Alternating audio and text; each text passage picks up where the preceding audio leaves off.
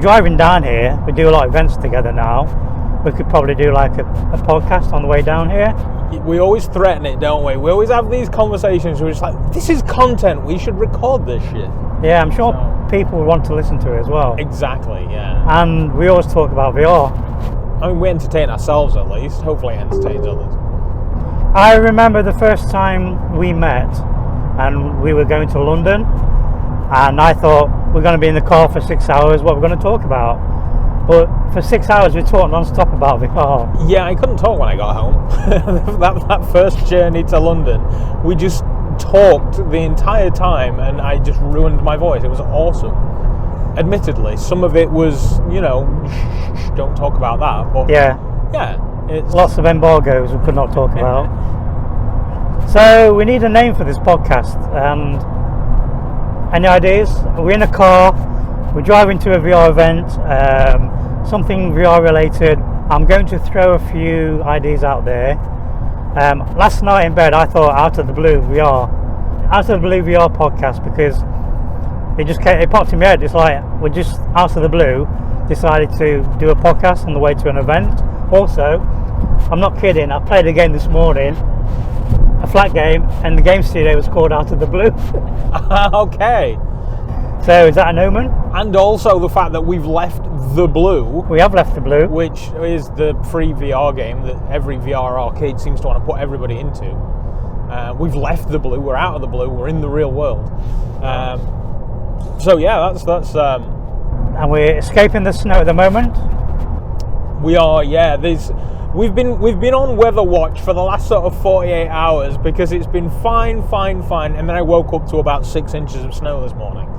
And I thought, do I want to even think about travelling for 8 hours in bad weather? And yet I see no snow right now. I guess we should tell people where we're going.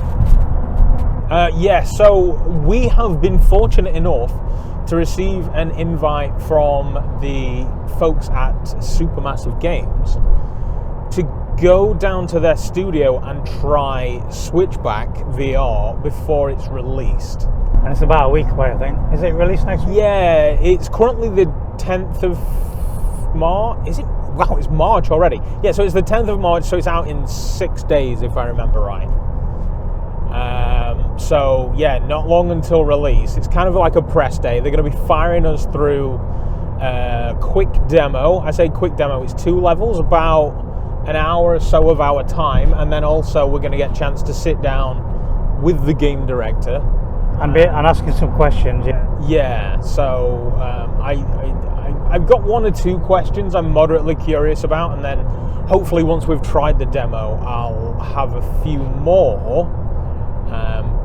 But I've always loved the way you talk to people, because you have like a natural curiosity. Me? Yeah, towards VR and everything VR. Like I've sat in awe. So you say the first time we met, we went to London. That's not actually true though, is it? That's the first time we was in a car together. Yes, the first time we actually met was when we went to a VR arcade. The one in Nottingham. In Nottingham, yeah, Meat Space. It was their, they weren't even open yet. It was their sort of premiere launch party thing. And we went down and we tried it out as a press night. And we got to sit and talk to John, the person, the owner. He owned the place, didn't he? Yeah. And didn't he have, he had other arcades all across the world as well? Meat Space definitely do. I don't know whether, it wasn't called Meat Space, was it? It was called something else now. It's Zero Latency Meat Space. Yeah. They're both essentially the same thing. So I don't know whether Zero Latency is the big umbrella and Meat Space is the little one, or the other way around. I can't remember. But yeah, we got the chance to sit down and talk to John, and I was sat there just completely out of my depths, and PD just ran with it. He was fantastic. I was in awe. I can't remember what I said to him. No, I'd have to go back and watch the video, because that was... I might not have even been Dr. Oculus at that point in time. I might have been somebody else. Who else could you be? I used to have a charity gaming channel called Gaming for Good. Oh. That's where I started out. I was Gaming for Good and I did VR content on there, but then the VR hardware world moved on without me. I couldn't afford to, well, I didn't have the play space for a Vive, and I couldn't afford to buy a Rift. So I was sat there in the DK2 while everybody else is the Rift and the Vive. So the VR space moved on without me. So then I sort of drifted into playing Xbox games because I had no VR games that worked with the DK2 anymore. Yeah. And then because of that, the channel got a following for being, I was a Forza streamer. Right. Yeah, you played a lot of racing games. I did, yeah. So I got a following as being a Forza streamer, but my heart was always on VR. So when I bought the CV1, I started playing VR, and everyone was just like, "Oh, put Forza on, put Forza on." I was like, "But I don't want to." Put Forza on in 3D. Use reshade. Do you know the amount of times I tried to get Forza Horizon 3 into VR using like VorpX back in those days? I really wanted to do it, but the Microsoft games notoriously do not play very well with other software. I managed to get it working once. Somebody who's big into reshade and that, he sent me a proper file, so it actually worked. It wasn't the best 3D. It was very minimal 3D. So what I call, because I grade 3D in like 5 different steps. You got the minimal, which is like hardly noticeable, to the like Portal in VorpX. Like that's just amazing. It's just everything's right. Everything's the correct size, scale wise, that sort of thing. If you got a name for the podcast, and you got any ideas what we can call it, what could you call it? Spontaneous VR, the Drive VR, the Long Journey VR. I don't know. I mean, the chances are, Lee comes with us as well sometimes, so yeah, there might be. Lee's a legendary podcaster now, so he might. Oh, he is. He might even be on here as a guest sometimes. Yeah, hopefully. I don't know any plans for the WASD. What? WASD? Yeah, WASD. What's that? That's a keyboard. It is, yeah. It's a show going on in London, I think at the beginning of April. There's a fair bit of buzz in the behind closed doors about people attending that. What are they showing there? I don't know whether there's going to be much in the way of VR there, but I know there's going to be VR people there. Right. Like your gamertag and Power on VR, right. Book. There's a lot of people talking about attending WASD. So if I end up going to that, I'll give you a shout. It's 3 days and it starts on Thursday. So it's Thursday, Friday, Saturday. What type of show is it? Is it a gaming show? Yeah. It's retro games or just normal? So the people that used to do Rezzed, the other EGX show, it's them. Yeah, they buggered off and made WAS. Right. Okay. Yeah, I know. So there might even be some VR developers there. Very possibly, yeah. Rez used to have quite a lot of indie VR devs. Yeah. I think John. In fact, no. I know John is going. John Higgins. Yeah. So John will be there. John Higgins is the Windlands 2 developer. Yeah, Cytec Games. I've met John a couple of times now, and it is always so fun. And the guy is so incredibly passionate about VR.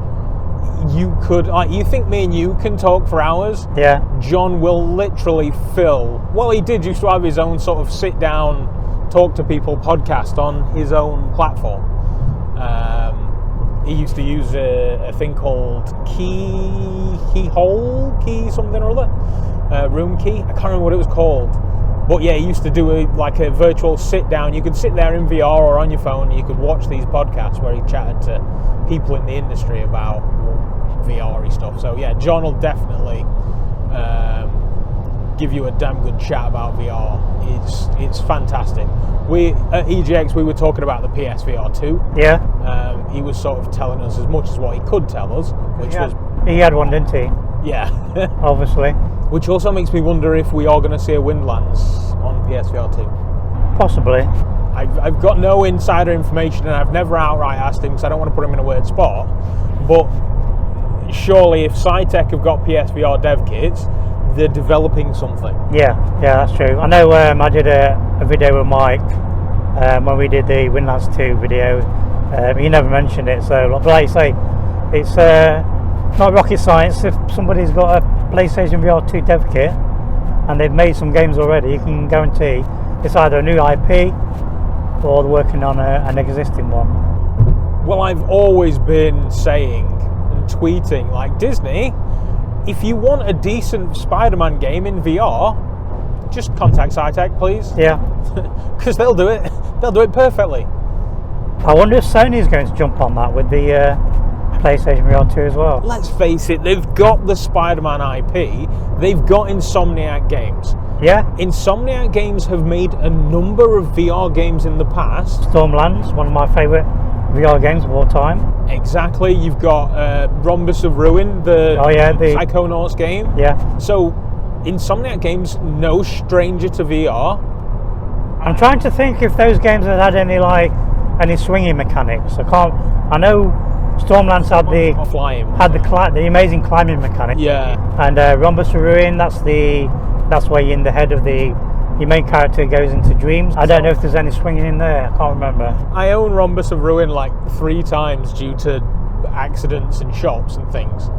Accidents in shops? Well, you know what it's like. You get a game on Oculus and then you see it on sale on Steam, and because you completely forget about the Oculus store, yeah, you buy it again. You buy it again on Steam. Not to mention the fact that I've also got it on the PlayStation, and I'm like, I should play one of these, but I've never played it.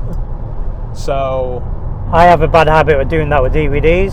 I'll see a DVD, think I haven't got that DVD, and then I get home, look at me list of DVDs, and like, got that one. I just wasted money buying DVDs I've already got. Well, that's when it becomes a gift for somebody. Right. Yeah, CEX. Exactly. Yeah. I think Insomniac Games, if they don't feel comfortable, they could always, like game dev studios do contract work, contract Cytec. You don't have to give the IP over. Just use Cytec as a contractor. Insomniac and Cytec, Spider-Man. I want it. It needs to happen. I do think if they make one, it's going to be cut back a little bit, a bit like Horizon Call of the Mountain. I don't think we're going to get like a 60-hour Spider-Man game. No. It'll be like a 10-hour, 12-hour experience. See, well, you could use the PSVR 2 headset for all the spider sensors. I didn't even think about that. I always forget about the facial haptics on the PSVR. Spider sense, your facial haptics start rumbling, means you need to do a thing. That would be awesome. There's a secret room or a secret area because your headset starts to rumble, and then you have to, then it gets stronger when you look for it. That would be a great sort of treasure finding mechanic in a game. What else does Spider-Man have they could use like haptic wise? You got the web slinging, you can feel the wrists rumble when you fire the webs. Yes, I mean the eye tracking in of itself, that's just going to help you sling webs, I think, in a big bad way. Well, if he's got the latest Spider-Man suit and he's got the Iron Man technology, you could use the eye tracking for certain things in the game as well. Oh, like a heads-up display. Yeah. The headset itself could replicate the Iron Man helmet, as in what you can see in his helmet, you see in the VR headset. So eye tracking would be fantastic for like spotting things and highlighting objects. I mean, if Sony doesn't do that, they're doing a disservice to themselves, the fans, the IP that they're sitting on that somebody else could be doing something with. It is made in heaven for that PSVR. I think they should, Sony call us. We've got millions of ideas. We should definitely pitch that to Sony because they got to make it happen. I've always wondered what they've got coming up. What are they working on? They must have a big AAA game just to make people want a PlayStation VR 2, because the launch lineup I've been really enjoying it. I've only played 5 games so far, and I keep going back to those games, so I've not really gone into. I want to make content on all the games. Yeah. I'm having so much fun with the ones I've tried. I want to try and finish them first. See, I'm like you. So PSVR launch day, PSVR turns up, bang, go live. Right, this is the unboxing. and then I realised the controllers were dead. Yeah, controls are dead, yeah. Yeah. So I was like, right, okay, we're going to stop the stream for a bit. I'm going to go and charge these things. We'll be back later. So the controllers, they only take about an hour, hour and a half to charge, which is nice. And I swear the batteries on my controllers are getting better. Did you get the charging dock? No. No. I didn't get the charging dock, which I actually do want to come back to that. Yeah. But yeah, so I put it on charge, and then I came back later on that day, and then I proceeded to try as many games as I could over the course of the next 3 days. Right. So what have you played so far? So I've played What the Bat, Cities VR, Resident Evil, Call of the Mountain, Gran Turismo. Maybe missing some. I can't remember. Tried Thumper yet? Res Infinite? So when I played Res on the PC, and I had a horrible, horrible time. But I think that was a little bit down to my Oculus Quest. Right. Because I was using the Quest 1 as my main go-to headset at that point. And it was around a time when there was a weird update that made the controller tracking just terrible. So one of the Quest updates caused it to go funny? Yeah. I mean, this was, like, the Quest 2 didn't exist. So I was doing Quest Link, and between the controllers and the controls of the game, I just had a horrible, horrible time, left a bad taste in my mouth. And so, whilst I own Res on PSVR, I am not paying the £9 right to upgrade it. Thumper, I did pay the £3, but I haven't played it yet. Right. Purely because I started playing games and I left the big ones till last. Right. The Horizon, the Gran Turismo, the Resident Evil. Left them all to the end. I'm not trying none of the other ones yet. I don't even have Thumper or Res in my library. So they gave it away at one point. What, Res? Yeah, Res and Thumper. Was that with the PlayStation Plus thing? I don't know. Maybe, probably. Because I refuse to pay for that. Because I also got Saints and Sinners. Right. Which means I've never played Saints and Sinners or Saints and Sinners 2. Never played it? No. I'm terrible. I start things and then never finish them. So I've played the first day of Saints and Sinners on PC and Quest, and then that's it. I've never played any more. Yeah. Played about a quarter of the Saints and Sinners on PC and Quest. The second one, I was actually blind when I did it. I wanted to get a video out, so I went in and I stumbled around, made a video, and it seemed to turn out alright.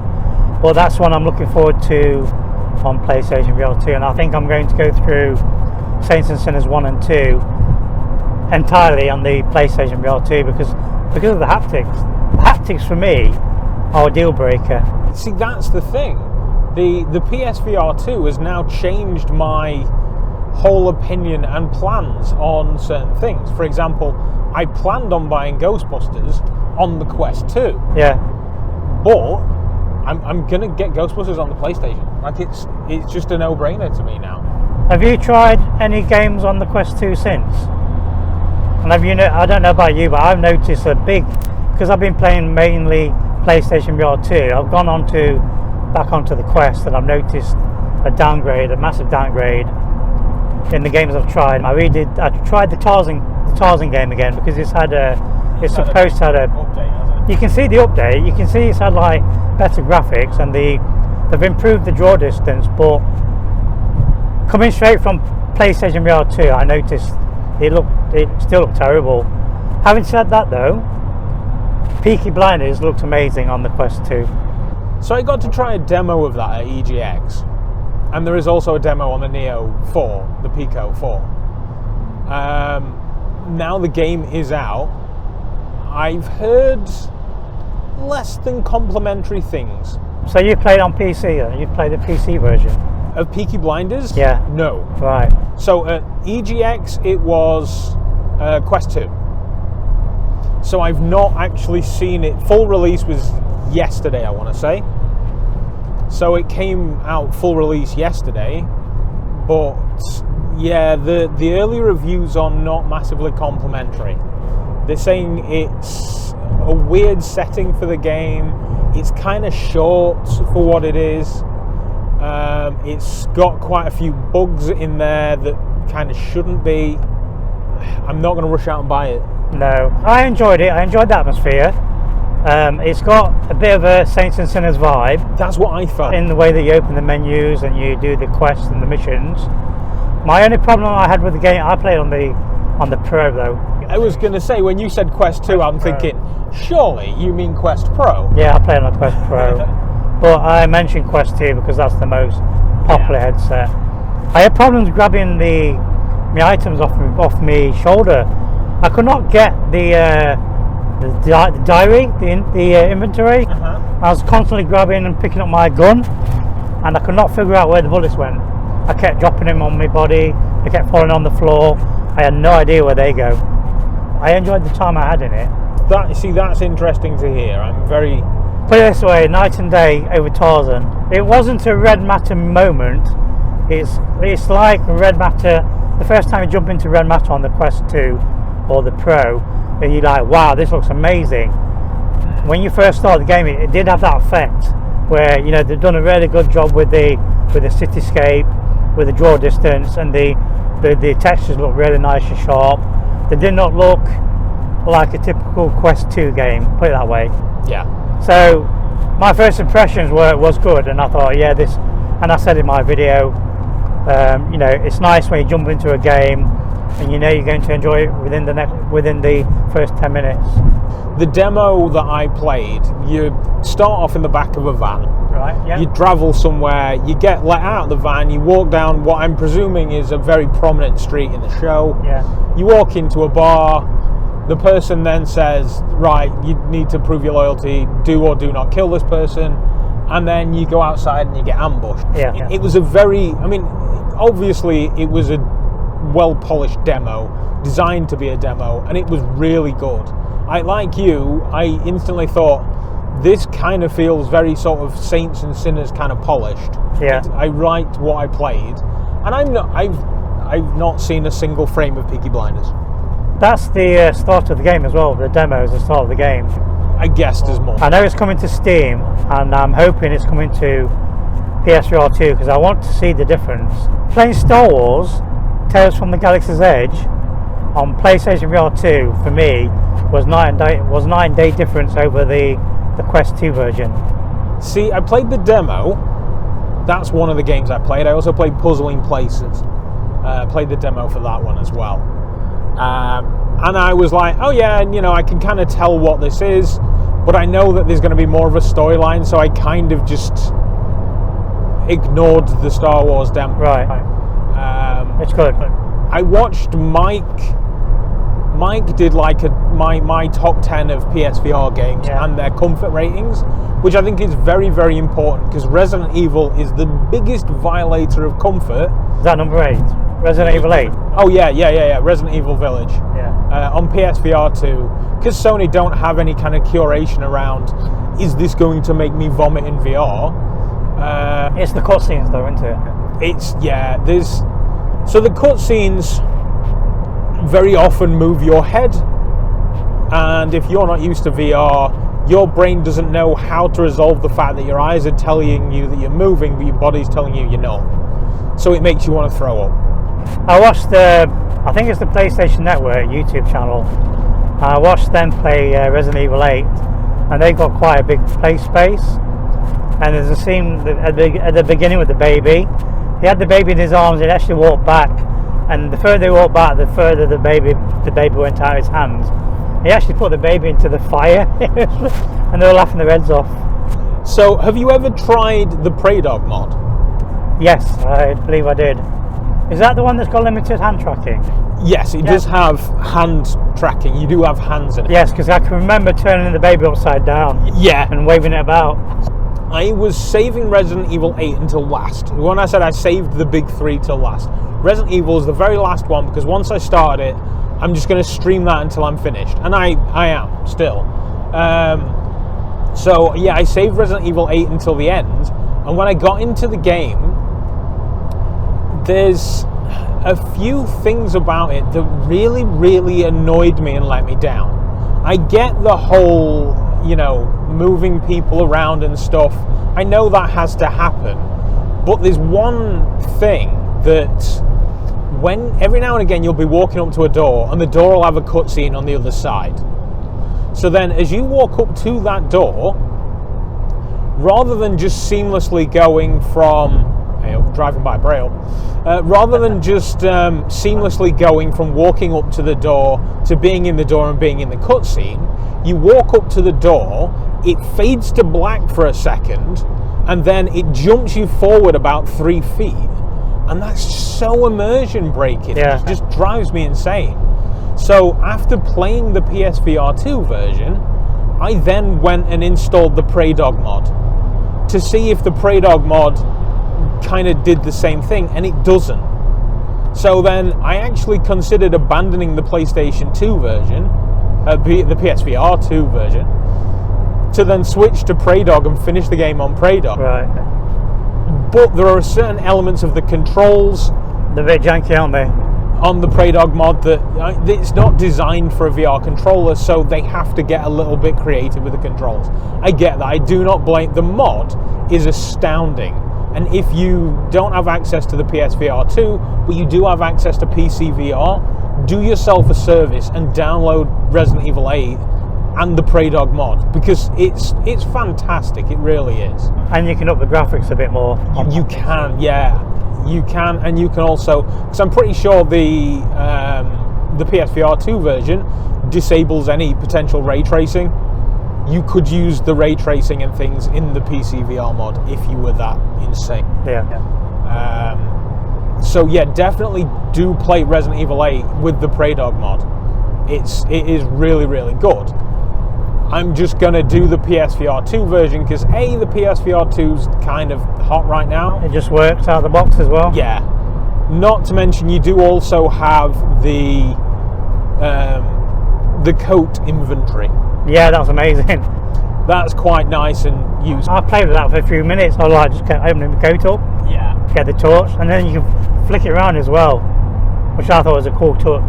You can do that with a knife as well. Yeah. I didn't realise you could do that with a knife. So I was going up and I was slicing people, and I'm watching Zim stream, and then I watched Zim turn the knife round and just go crazy on someone. I was like, I didn't even realise I could do it with a knife. Damn it! So now I've been using the knife as a stabbing motion, like a psycho. I was stabbing him on the chin with that. Oh, and that's the other thing that the PSVR 2 version mod has over the Prey Dog mod. You can grab the knife off your wrist and you can use it as a projectile. So I will literally stand back and just keep throwing knives at people until they're dead to save bullets. Yeah. So yeah, it does have a few things, but that jarring thing, walking up to a door, walking up to a table and it's skipping me forward, it shouldn't happen. And then I had some person, on the internet tell me off. Say, oh, you can stop that, you just make cut screens 2D. Can you do that? Yeah, there's an option to basically make the cutscenes like you're viewing, like in Resident Evil 4. Yeah. When you get to a cutscene, it makes it just a big screen in front of you, and you're just kind of stood there watching it. That option is available on the PSVR 2, but I'm like, well, why would I do that? That's just, no, I don't want to do that. I want the cutscenes. I want to live the cutscenes. It doesn't make me want to vomit. No. I just hate the immersion breaking fade to black and jump. It's just wrong.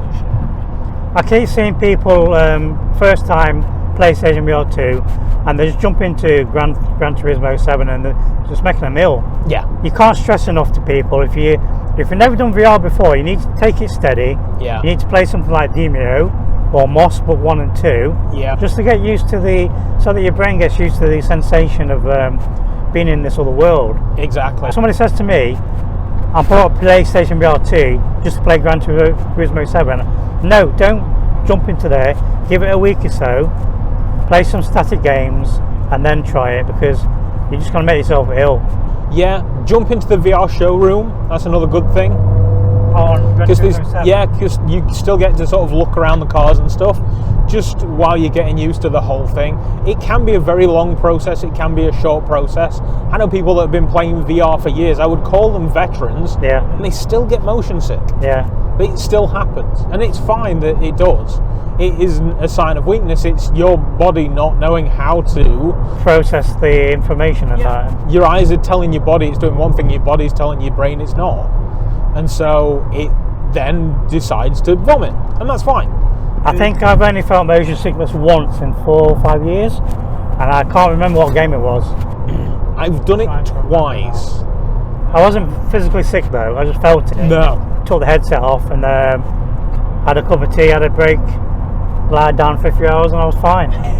So way back in the early days, when I didn't even realise what sim sickness was or motion sickness in VR, didn't realise it was a thing.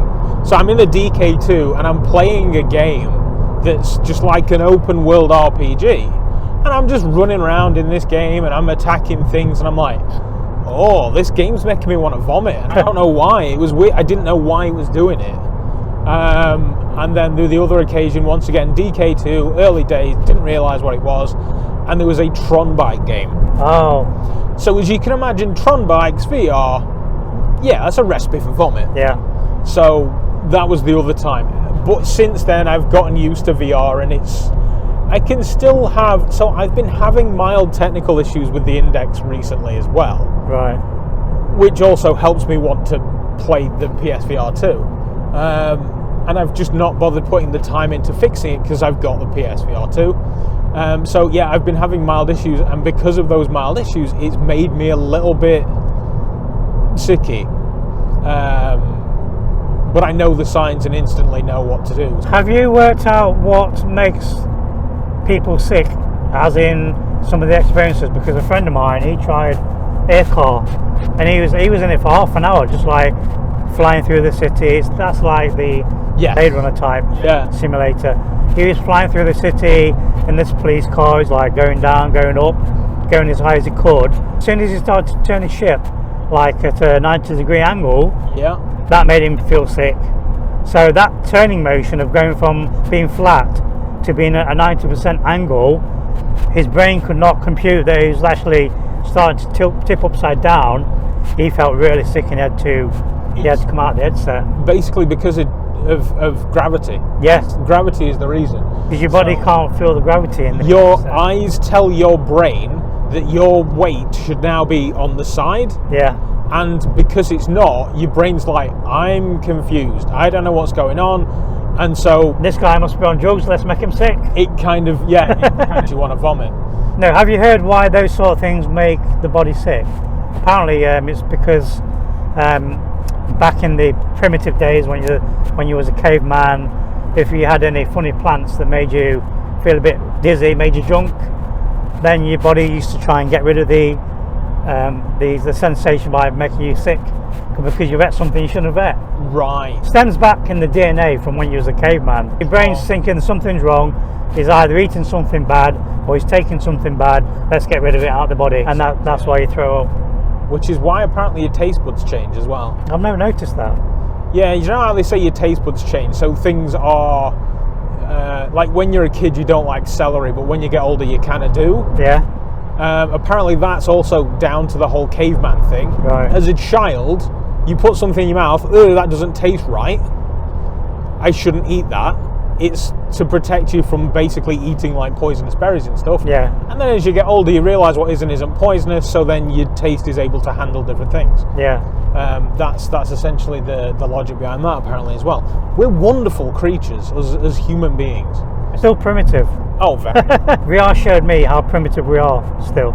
When you do things in VR, I've told this story a few times now, like I was in Gran Turismo 7 with Mike, Buck, and Reese the King. We was racing, and I had to change some settings because they could not hear me talking. So they said, go into your PlayStation menu, change these settings. I got my gamepad, went into the menu, changed the settings, and of course, like an idiot, I'm in my car and I just put my gamepad on my seat next to me, and there's nothing there, so it just smashed on the floor. That's telling me that my brain is still primitive, and VR is tricking my brain. Yeah, that's immersion. That is absolutely 100% immersion. The amount of times I've gone to, like, I've been streaming a game or something, and I've knelt down for whatever reason, whether the game made me do it or I wanted to be silly, and then I go to put my hand on a table to help me up. Yeah. The table's not there. I've done that a good few times. I've never gone the other way where, person leans on the bar and the bar doesn't exist. Or you've seen, there was somebody playing pool VR pool. Yeah. They try and lean on the table to take the shot, and the table doesn't exist. I think Lee did that. It wouldn't shock me. Have you seen the latest Recentered podcast, Gary's podcast, with Fluke and Lee? I haven't. Well, Gary came round to my house with Lee. Yes. So they could try the PlayStation VR 2.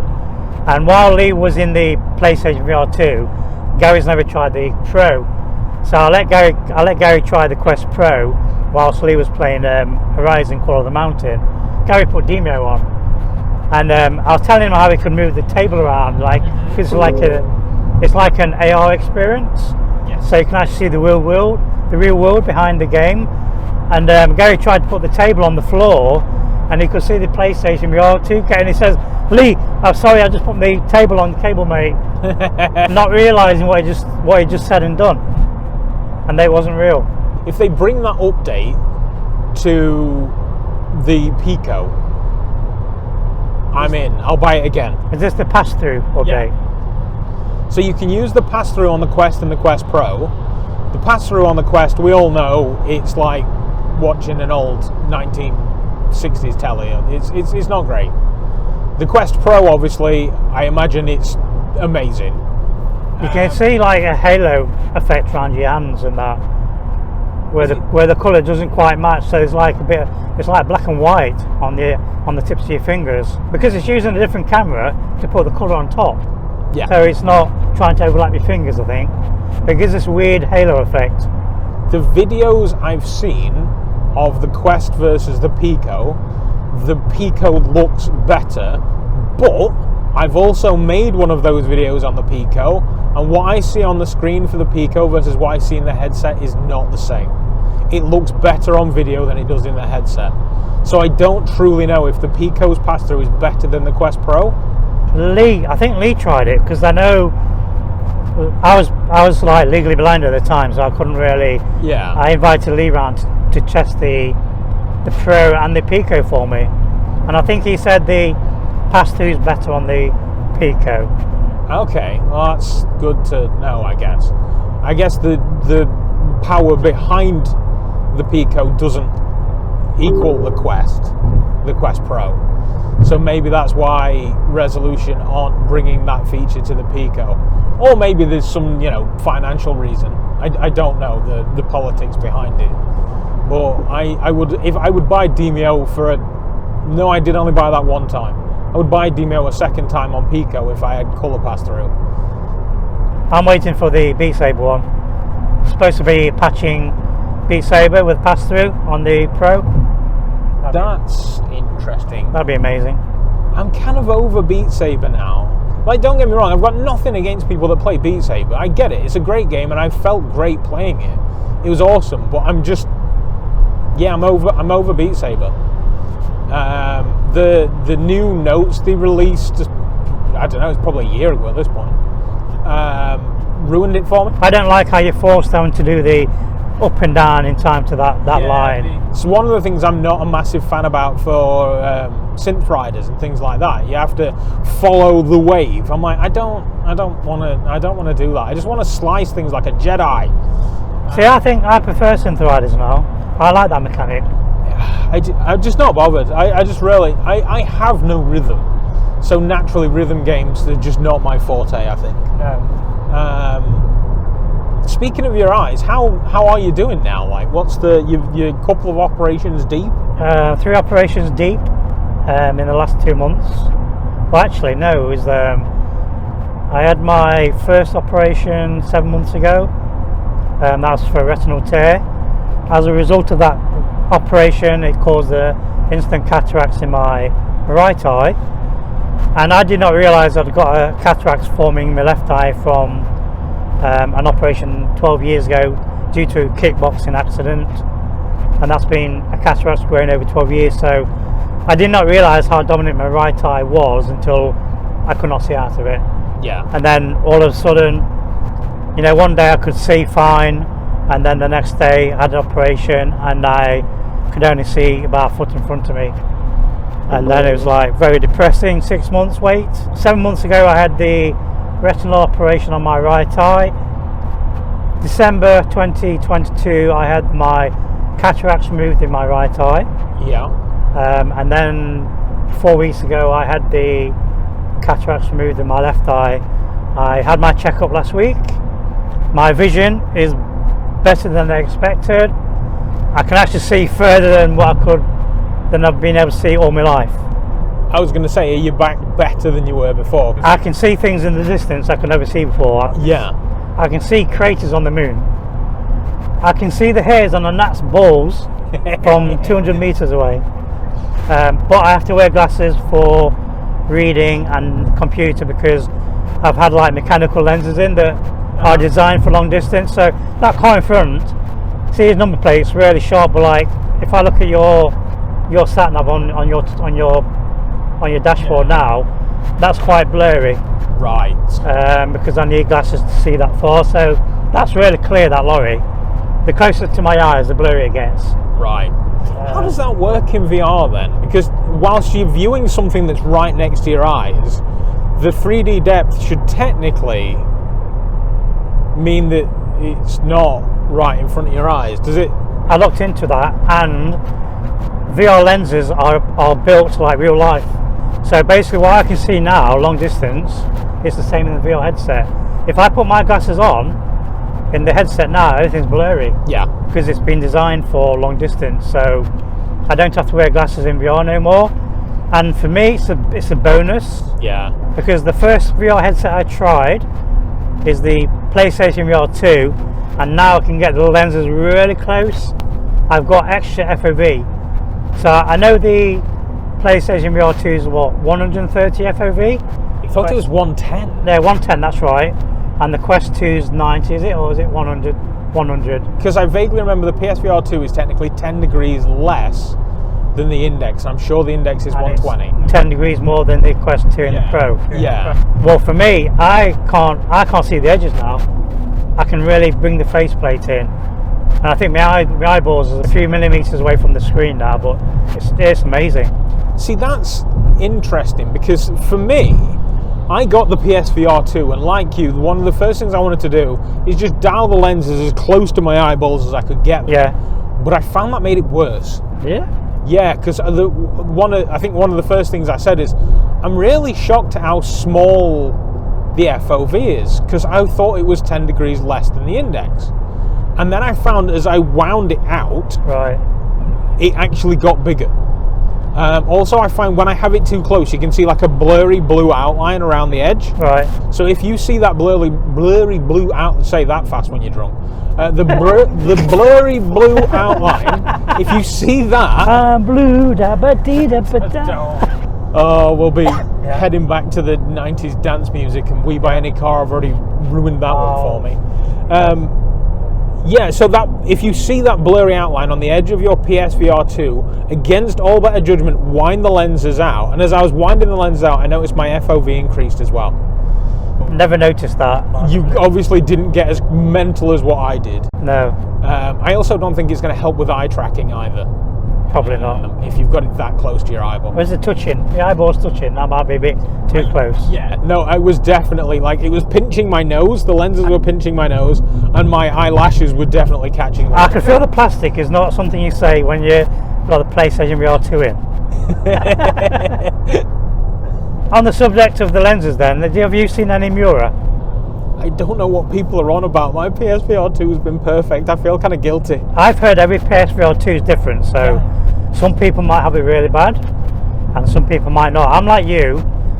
So far I've seen it once, and that was on Resident Evil 8 at the beginning in the woods before you put the torch on. I could see a bit of MURA, a bit of green MURA. It's really noticeable. So you got a really good headset then. Yeah, I've been really lucky. I've been watching people. I mean, I'm not going to mention any names, Dr. Greg. No, just going absolutely crazy. Don't mention Dr. Greg, whatever you do. That's a name thou shalt not mention. Definitely not. They clearly got a really bad. It's a lottery. It's definitely the PSVR 2 lottery. I've heard of people returning their headsets, getting replacements, and seeing a completely different thing, which does suggest it's something down to either the screen calibration or there is definitely an element of hardware issue to them, which is a shame. Because Dr. Greg had problems with, did he see MURA as well?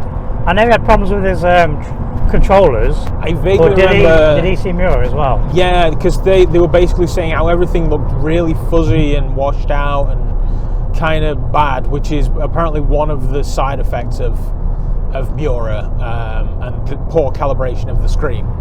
So yeah, apparently it is a thing, but I've not had a problem touching anything. Touch plastic. Potentially used to be a tree in this car. Yeah. Are there any remnants of trees in here? Probably, I don't know. You probably have better looking carpets. Yeah, so I've never seen any. I've never seen any problem. But yeah, so I've not had any issues as far as the M word goes. And have you dialed in your IPD correctly? Oh hell yeah! And have you got the headset on correctly? This is probably, I don't know. I just put it on my face, and when it looks clear, it's on, and it's fine. I had the first time I played Horizon Call of the Mountain, which was my first PSVR 2 experience. It was a bit blurry, but then I realised that I'd not pulled in the faceplate, and not only can you move the headset up and down, you can move it left and right, and just by moving it to the left slightly, it dialed in the sharpness, just dialed in. Wait, left and right? Yeah, you can move it left and right. I've twisted it on my head. Yeah, if you move it left and right slightly, that helps with the sharpness as well. I literally, the other day, I did the eye calibration, A, to see how easy it was, and B, just because I moved the lenses and things about, and I wanted to make sure it was still where it should be. I'm talking about holding it on your face and then placing it left and right, moving it so you got the sweet spot, then tighten it. Yeah, so that was what I did. I got it sort of vertically, but when I was doing it, it was almost like it was very well covered on one eye, but then the other eye looked a little bit close to the edge. So I twisted the headset on my forehead, and then my eyes were dead center, but then it felt a little uncomfortable. So then I moved it back. If it feels uncomfortable, it's the faceplate at the front, because I forgot to pull it out. So when I first put it on, it dug into my nose. Yeah. I thought this feels horrible. And then I had to loosen the front bit. On the topic of comfort, what are your thoughts on the PSVR 2? I like the design, the style of the design, the Halo design, because out of all the headsets, my Rift S and my original PlayStation VR 1 are the most comfortable. Out of 10, comfortable wise, Rift S, PlayStation VR 1 is a 10. This I'll give it an 8 because it's not quite, I think it's the plastic they've used. It's still comfortable, but it's not as comfortable as what I'm used to. Yeah, the pads aren't pads, they're more like rubber bumpers, which is a bit weird. But I think they've been designed that way. Yeah. There's like an air pocket. If you pressed on the back, you can feel like an air pocket, and then you can feel some ridges. I think that's to compensate for the haptics and the vibration. That would make sense. If you just had like a solid piece of leather, that's going to be pushing on your head. So they need some compensation, like an airbag type of compensation. I think that's why they designed it. So it acts more like an airbag. So like when it's vibrating on your head, you're not feeling the ridges, and you've got the air cushion. Could be the other way around as well. It could well be that if it's too soft, you won't feel it. So for me, the PSVR 2, I moderately agree with the 8. I would probably say a bit more of a 7. Yeah. But that's about 7.5. Yeah, 7.5. But that's where we kind of then part ways. My PSVR 2, yeah, comfort-wise, I give it a 3. Not the PSVR, the PSVR 1. Right. Comfort-wise, I give it a 3. Only beaten in crapness by the Cosmos. That one was a 2. Right. Have a guess what my 2 is. The original Quest 2 head strap. No, Quest Pro. Is that uncomfortable? Yeah. Wow. After half an hour, I get a headache. It really pushes on my forehead. I hate halos. I'm looking into getting a head strap so that I can like loosen it. You have to really tighten it to keep it from wobbling, because if you move your head, it wobbles. I mean, if you watch Nathan's video, his fell off his head because he shook his head a bit and it fell off. So you have to really dial it in tight to keep it from wobbling, and if it's loose, it just wobbles about. So I think I need a head strap to be able to rest it on the top of my head. So I'm looking for solutions to make it comfortable.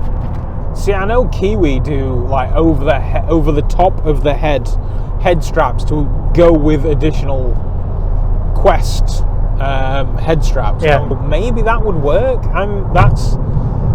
Well, it's a little bit weird to me. That said, I don't think the Quest Pro is designed to move your head quickly. I think it's designed to read a document and point at a 3D drawing. I'm not sure it's designed to be a gaming system, is it? Have you never tried it then? No. I should have brought it with me so you could try it. I did contemplate coming down earlier this morning and saying, play on Quest. Go on, let me play on it. And I thought, I've got all the shit to do, plus the snow. Yeah, and the snow was bad. I'm going to show you a quick video of the snow if you're watching this on YouTube.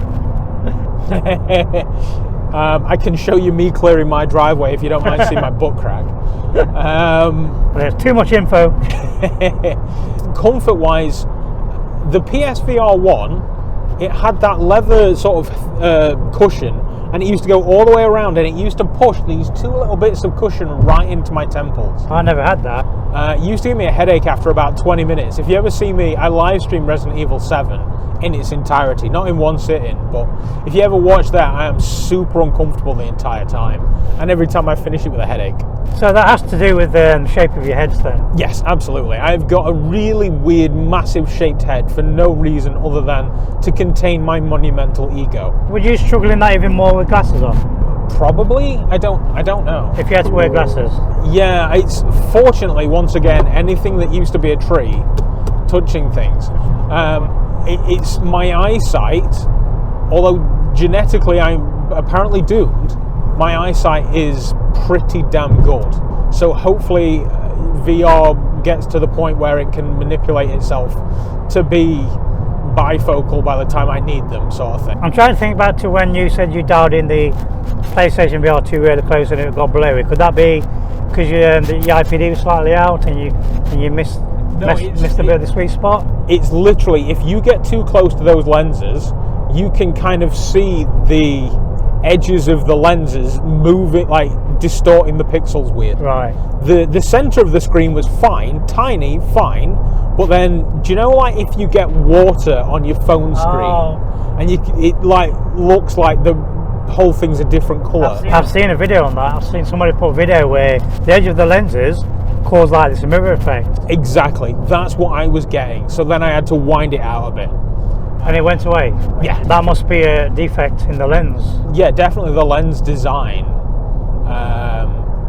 It's certainly an element of that. So it wasn't my eyesight. Like the center of it was fine, but I could see the edge of the lenses, and then that was distorting the image differently because it's the edge of the lenses. But if I wound it out, because when I get into an index, you grab the knob on the side and you twist it as close to your face as you can get. Yeah. And it's fine. It's perfectly fine. Same with the Quest. You ratchet that head strap on and you get more IPD. So I'm on the fence with Index. I keep wanting to get an Index, but Sally Bradley says no, wait, just wait. At this point in time, there's absolutely no point. I mean, admittedly, you've got Vive 1s and base stations. Yeah. So you could get away with dropping the 400 odd pound on just the headset itself, but I honestly don't think you're overly going to benefit. Would I see a difference in the Index now compared to like the PSVR 2? When I did the one in London at the trade show, I wore glasses then, and I've noticed since I've not worn glasses, in my Rift S, I can see screen door that I could not see before. So since I've had my eyes done, I can actually see the screen door now. So now for me, the PlayStation VR 2 is really sharp. Yeah. I can't see no screen door. Rift S, I can see the screen door. What would you say Index is compared to them two? You will definitely have a better experience with an Index over what I imagine you're going to get from a Rift S. Right. And it's a bigger field of view as well. It's a bigger field of view. It's a better refresh rate for the screen. And it's a higher resolution as well, I believe. What about getting a second-hand one? Second-hand Index? Or should I still wait? It depends on how much, because I think anybody that's selling an Index, they're probably going to want to sell everything. Right. So then you're going to get controllers and base stations. That's probably going to bump the price up, whereas you may be better getting the Index from Valve, getting your 2-year warranty, and generally just having a better time with a new index. Although Rift S has been my daily driver and I've used it for many years now, now that I can see the screen door, and having played PlayStation VR 2, not seeing the screen door, I can see the screen door now. So it's either use the Quest 2 with my PC, or do I look to something like an index for my PC experiences? That's my thinking at the moment. Or do I wait, hope for the index too? Well, you've got the Cosmos Elite, if you're that worried. That's boxed up. Yeah, I don't blame you. I don't feel like I'm a collector in headsets. I'm more a collector of games. But I do like the latest tech. Does that make sense? Yes. Yeah. Oh, absolutely. Yeah. There's a reason I've got Tilt 5, because I wanted to try it. That's literally it. When did you get that? February? No, January. Sure. Yeah. I think Dr. Greg, has he got one? I know. He's complaining about the mat. Something about when the mat unfolds, and in the Tilt 5 you can see all the creases. I don't know if they've remade it into a roll-up type map or if it's all folded, but I've got the foldable thing. I thought, do you know, like those, you can get like green screens that are basically just material with wire around the edges, and then you fold them into a small circle. Yeah. And you open out, and it's a big thing. I thought that's what the mat was going to be. I was a little disappointed that it wasn't. And then, of course, when you get it, it's covered in a plastic. It's covered in a protective plastic sheet, which I found absolutely destroyed it. So I peeled that off. Scarily, I peeled that off, and that massively improved things. right. Is it good then? It's we'll talk about that later. Yeah. It's better than any AR headset I could make. Right. I'll say that. You've not tried the Quest Pro headset pass-through yet? No. Right. Because Demeo on that looks amazing. I bet, yeah. I played in a cafe on a coffee table, and I saw you went to the shopping centre local to you. Again, this is when I was still blind. Yeah. You see where I grabbed the coffee? I went to grab my coffee and went all over the headset. That was funny. Well, if you're looking for a home for the Rift S, when that one's due for it, I might keep that. It's kind of like, you know, when you grow up with a console, like the Amiga. I've still got my Amiga. Sentimentally, I'll keep the Rift S, I think, just for the value. I've got a DK1, DK2. DK1 wasn't mine. DK2 was CV1, Go, Quest 2. I don't have a Rift S. Never tried a Rift S. Like I say, I don't get along with Halos, and I got the CV1. I didn't see the point in buying a Rift S. See, Lee had my old Rift S because Meta sent me a brand new one. All right, yeah. So my cable had gone. So I asked Meta to send me a new Rift S cable. So they sent me a full unit. So Lee got my old one. All he had to do is get a new cable. New cable, yeah. He also had my Pico 4. I think he had my Pico 3 as well. Did you have my Pico 3? I had the Pico 3. You had two of my headsets already, didn't you? Yeah. You had the Cosmos. I felt guilty when you got the Cosmos original off me, because I had a terrible time with it. I hated it. I knew what I was getting myself in for that one. Like, if you came with a contract saying, do you seriously know what the hell you're buying? Yeah. Seriously, I would have happily signed it. Like, I knew what I signed up for. I just wanted to try the Cosmos. I've got the Pimax controllers now. Oh, have you got the... Yeah, but I've never used them. I think I paid £270 for the swords. Tried them once, and again they're back in the box. Yeah, I mean, the fact that Pimax were like, you can buy our headset, and Valve do really great controllers, you know, it's like, what's wrong with yours? why not yours? So, yeah, so you've never even used them? Once. I think I tried it on the Pimax. No, what's it called? The swords. Swords, yeah. Is it Valve swords or Index swords? Valve, so Pimax are swords, the Index are Index controllers. They used the code name was Knuckles. I hated the Pimax ones.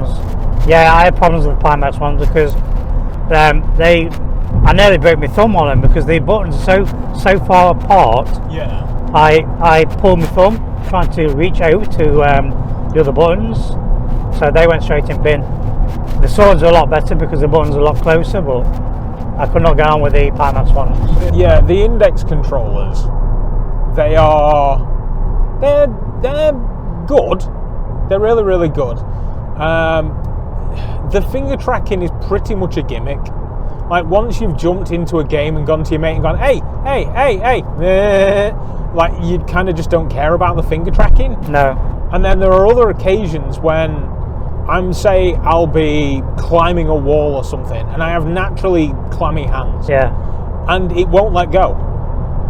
So then I'm trying to let go of the wall, and I can't do anything. So I'm constantly just like, will you be a freaking hand? And I'm getting angry at the index controllers. I miss the buttons of the grips of the Oculus. I do. I really miss them. Well, the worst thing about the ones is the trackpads. They are horrible. Oh yeah, they need to be. That patent needs to be destroyed, and we need a time machine to go back. And anything that's got trackpads needs to be destroyed. Needs to be a thing of the past. I don't mind them on the Steam Deck, but admittedly, I also never really use them. Yeah, true. I don't use mine on the Steam Deck. I use the thumbsticks. It's like gaming on a mobile phone. So if you're gaming on a mobile phone, you can play PUBG and it's got your virtual joystick, and then you've got buttons to fire and a button to look around and stuff. Yeah. The problem is because you can't physically feel the button, you frequently miss the button. And it's the same with the trackpad. Like, it needs to be a stick. Be all and end all, it needs to be a stick. Well, apart from Candy Crush, mobile gaming can go in the bin as well. Yeah, that's fair. That's fair comment. I don't mobile game. I can't stand it. I only play Candy Crush on the toilet. That's it. I was going to say I mostly use a phone to either tweet or play games while I'm on the toilet. Yeah, we've mostly been talking about the PlayStation VR 2 anyway. There's lots of people moaning about the price of this headset. I think it's a bargain, and then people are saying, well, it doesn't compare with the Quest 2 price wise. It's too expensive, but they are not taken into consideration to get the same experience on a Quest 2. You need a decent PC. Yeah. I worked out the other day, the PC I brought a few years ago was about £900, and my 3080 graphics card, that's about £1,000. So you're looking at £2,000 for a PC to be able to play games on your Quest 2 to the same standards as the PlayStation VR 2. That's why I think if Sony made this compatible for PC, it's going to outsell the index. Because you either do you pay £800 for the index, and if you haven't got the base stations and the controllers, you need to buy them. Do you pay the same price for a PS5 and the headset? Yeah. Pound for pound, there is no better experience. No. Yes, it's not cheap. I will say that, especially if you don't own a PS5. No. If you don't own a PS5, you're looking at what, £1,100 for a PS5 and a PSVR 2. Yeah.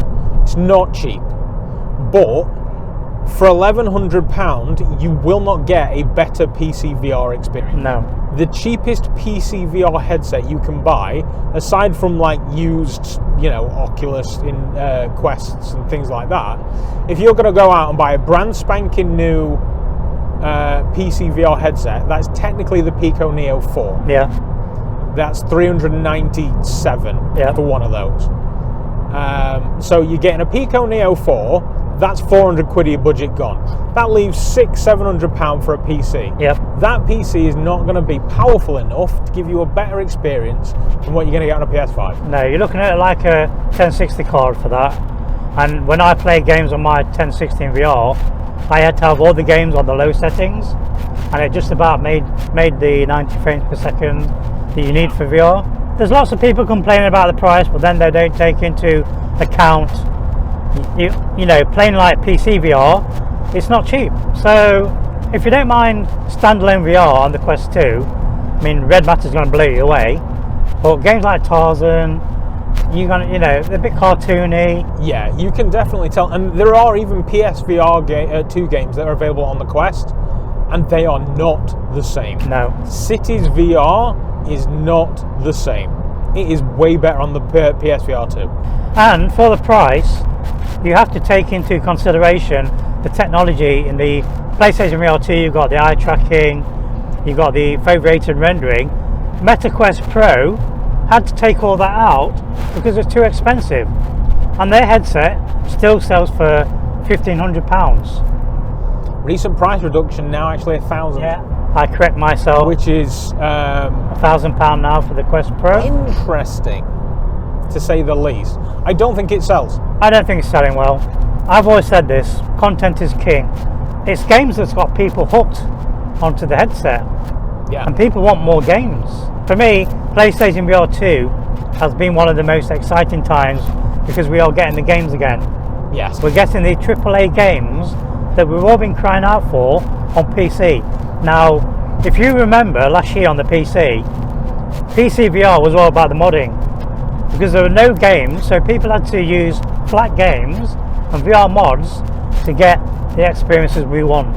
The Resident Evils, yep. The Cyberpunks. Sony's delivering that now. Yeah, your Prey Dogs, they were giving us the AAA games to play in VR. Admittedly, with varying results, but they were. I'm hoping Quest 3 is going to release with some killer games. Because if they don't, I don't think people are going to buy it. I know who I'm talking to when I say this, so give me whatever answer you do or do not want to give, but do you kind of get the impression that Meta don't really care about gaming?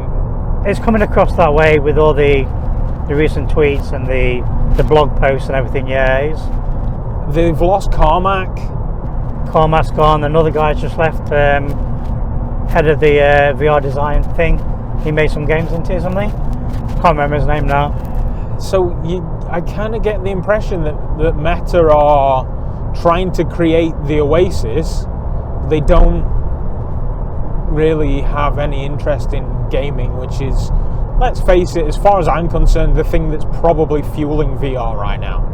Maybe it's not, maybe I'm just ignorant, and there are like 7 billion headsets given to hospitals for surgeons to practice pulling out somebody's gallbladder. Yeah. But I think most people are buying headsets to game on. And I don't think you can make the Oasis. The Oasis is just going to happen anyway. The Oasis exists. It's called Rec Room. Yeah. Or VR chat. Yeah. VR chat. They're already there. Let them deal with that. No Man's Sky.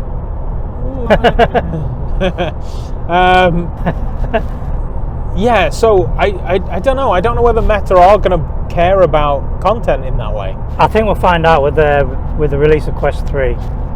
Because if there's no games on that headset, then I'm not going to be as excited for it. Well, you see, this is the other thing, that Facebook is a social media platform that bought Oculus, that has since acquired a couple of studios. Sony is a TV and music system manufacturer, yeah, that created a video game empire and has acquired a good few gaming studios. Yeah, which Meta have as well. So they've got the We've got the Beat Saber team, yeah, Big Box. They've got Beat Games, and did they buy Sansaru in the end, or did they? Yeah, they did. So they've got maybe 3, as well as their own studios, which, from what I can gather, is basically just being pushed out the back door. So hopefully they are working on more games. I mean, ideally, I'd like to see them go down 2 routes. Go down the gaming route, and then for the professionals, do the Quest Pro and do the business route. Because it's really confusing to have like the Quest 2 and the Quest Pro both doing different things. Because people associate Quest as gaming. Yeah. So they should have something like, you know, the Executive VR for the Pro or something like that. Just their brand name. Yeah. Lets people know that it's professional. Keep the gaming side away from the, because they're both going to merge in with each other. They're both going to help each other out. I think that's probably a good shout, that you leave the Quest brand for the gamers, and then you make the Meta Pro brand biz for business. Yeah, like leave the word Quest out of it. Because I can guarantee you 90% of the videos on the Quest Pro are people playing games on it. Oh, absolutely. I mean, nobody's going to buy the Quest Pro and then put out a YouTube video and be like, this has increased the production of my workforce by 97%. No. Nobody's making that video because nobody gives a shit about seeing it. Shareholders might want to see it, but YouTube consumers don't. The YouTube consumer wants to see somebody say, the pass-through on Demeo is amazing. Every year they do the Steam survey on headsets and the usage of headsets on Steam. The Quest Pro is not even in there. No. I look at that and I'm like, right, let's have a look, blah, blah, blah, Index, Quest, blah, blah, blah, blah. Oh yeah, Oculus Decay 2, and then it's Cosmos. And I'm like, yeah, why are people using the Decay 2 more than a Cosmos? That's insane. So yeah, it's interesting. It is definitely interesting to see the numbers. But the only people that are going to have a Quest 2 are, well, you guys. You're ambassadors. Not the consumer, because most consumers are going to say, I've got a Quest, I really don't need the minor frame rate bump that I get from the Quest 2. I don't care. Me as a consumer, even with a £500 discount, a 33% discount, it's still not a headset that I care about. No. I want to try one. Yeah, don't get me wrong. I am curious. I am not £1,000 curious. No. They're fighting a losing battle with that one. But you also, you don't know what's gone on behind closed doors. You don't know if that was a headset that was truly designed to be released 3 years ago and it just got backburned because of COVID and internal politics. Yeah. Carmack, when he left, it was leaked that he was basically screaming out for better optimization within the company around VR. Yeah. May that be development or the hardware, and he was just screaming into the void. So it shows that there's potentially something internally that they're not doing what they should be doing to do it right. Did you see the Kent Buys podcast with Palmer Luckey? No. Oh, that's really interesting, mate. You'll need to listen to that. Basically, Palmer Luckey has got more people employed into VR with his military company than what he did before he sold his Facebook at the time. Yeah. And he was talking about, even though he got paid not to say anything about, why they got rid of him, he made more money from that buyout than having a job there, if that makes sense. Yeah. If it wasn't for them paying him out, he wouldn't have this business now. So they gave him enough money to set up this defence contract company. Interesting podcast. You want to watch it, mate? Yeah. Really opens your eyes. So he's developing VR again, but they're doing it for military purposes. Yeah, I think he's more into software than hardware, right? Like every VR headset he makes will be a derivation of an Oculus headset, therefore breaching some sort of contract, and so he either needs to completely reinvent VR again, or he probably can't make hardware. Well, interestingly enough, the Quest Pro controllers are the controllers he was always aiming for. So he said that the perfect controllers are now the Quest Pro ones, and they are the ones they were looking into designing anyway. So how far are we now from the event, would you say? 50 miles, 1 hour, 12 minutes. So we're not doing too bad, really, are we? No, it's good timing. It's currently 1:49. We've been yapping for what, a couple hours now? So we are making really good time because we're not due to be there till 4. Shall we wrap this up for this episode? Yeah, we'll stop for now and then we'll probably have a good chinwag on the way home of what we've seen. Yeah. And then the next episode after that will probably be the next time we do an event. Maybe EGX. Yeah. Or maybe something else will happen in the near future and we'll end up in a car. Hopefully we'll get plenty of invites this year from developers if you're listening. Yeah, we are open for road trips. Yeah, we love doing these events. It's just nice having a chinwag, and it would be nice to bring a guest with us. We could have brought Lee and then left him in the car. Yeah, just crack a window for him. Get Lee in here, go to the event, leave him here, and then on the way back he can chat. Hi Lee, would you like to sit in the back of a Ford Fiesta for 9 hours? Perfect. Here you go. Yeah. We'll see you later. Because these are podcast legends. So. Pro gamer. Hashtag pro. Sweet. Coming soon in 2023, the follow-up album from Paradise Decay, AI 2. There's a funny story with that. I don't know if you Sweet. still recording as well. Yeah, Lee was playing walkabout golf with somebody and some other people. I think there's 4 of them. Are you allowed 4 in there? Is it 4 player? Yo, definitely. I've had 5 or maybe even 6, I think. Right, Lee was playing walkabout golf with a lot of other people, and he said out of the blue, somebody just says, AI, the brand new album from Paradise Decay coming 2023. Sweet. And then Lee just burst out laughing, and he said, that's me. And this guy says, you what? How did he not know? Lee says, yeah, that's me. I did the intro for it. In 1.5 miles at junction 6A, take the M25 exit to M40 M4. Oh, here she goes. This is our special guest, by the way. What's her name? Google Chat. Oh, definitely, yeah.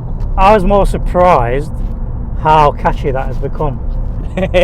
So I might just leave it in there. That goes to show you, advertising pays. So if anybody wants to sponsor this first podcast, the pilot show, this is a pilot, isn't it? I don't know how to end the show because I've never done a podcast before.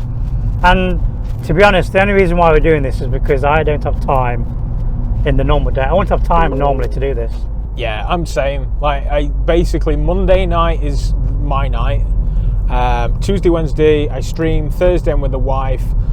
Friday is always up in the air. Saturday I stream. So yeah, I occasionally try and edit for YouTube, but most of the time I'm either making content or joining friends and watching content. So yeah, this is probably the only time you're ever going to catch me for a chat. I've made time for other podcasts. I was on the VRverse last Monday actually, talking about the PSVR 2. I have to watch that. Who runs that one? That's the VR Realm. The VR Realm. Oh yeah. Junction 6A. Here we go. Right at the fork. Here we go.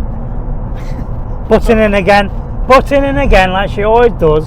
Every time we're trying to do a bloody intro. Yap, yap, yap, yap, yap. You're doing fine, love. You're fine. You stay where you are. You've got me this far. You've been quiet for 100 miles. You're allowed to chat. But no, that is probably a good time for us to wrap this up. So thank you. Right at the fork. All right, yeah, now you're annoying me. Well, thank you for listening or watching. PD out. Yes, the doctor is out. The doctor's no longer in the house.